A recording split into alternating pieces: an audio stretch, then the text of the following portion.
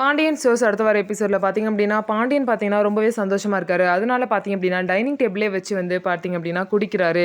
So எல்லாரும் முன்னாடியும் பார்த்தீங்க அப்படின்னா ட்ரிங்க்ஸ் குடிக்கிறாரு. நான் ரொம்ப சந்தோஷமாக இருக்கேன், அதனால தான் ரொம்ப நாள் கழிச்சு எல்லாரும் முன்னாடியும் குடிக்கிறேன். இந்த வீட்டுக்கு மருமக வந்ததுலேருந்து குடிக்கக்கூடாதுன்னு நினச்சேன், ஆனால் வந்து இப்போ ரொம்ப சந்தோஷமாக இருக்கேன்.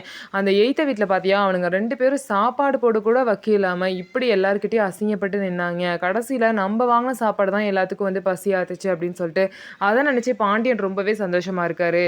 இன்னொரு சைடு பார்த்திங்க அப்படின்னா செந்தில் வந்து மீனாவை சமைக்க சொல்லியிருப்பாங்க. மீனாவும் பார்த்திங்க அப்படின்னா சமைக்க போகலான்ட்டு போவாங்க. ஆனால் அங்கே கிச்சன்லேயே ஒரு ஓரமாக படுத்து தூங்கிடுவாங்க.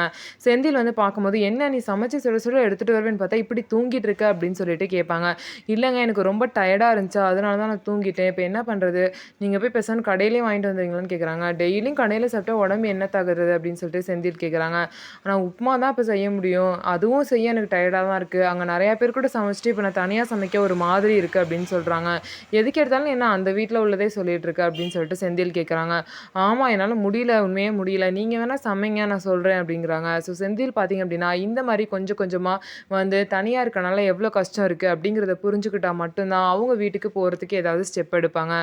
ஸோ இதுக்கப்புறம் என்ன நடக்க போகுது, திரும்ப அந்த வீட்டுக்கு போவாங்களா இல்லையா அப்படிங்கிறத வெயிட் பண்ணி பார்க்கலாம். நம்ம வீடியோ உங்களுக்கு பிடிச்சிருந்தா நம்ம வீடியோவை லைக் பண்ணிக்கோங்க, மறக்காமல் நம்மளோட சேனலை சப்ஸ்கிரைப் பண்ணிவிட்டு பாருங்கள்.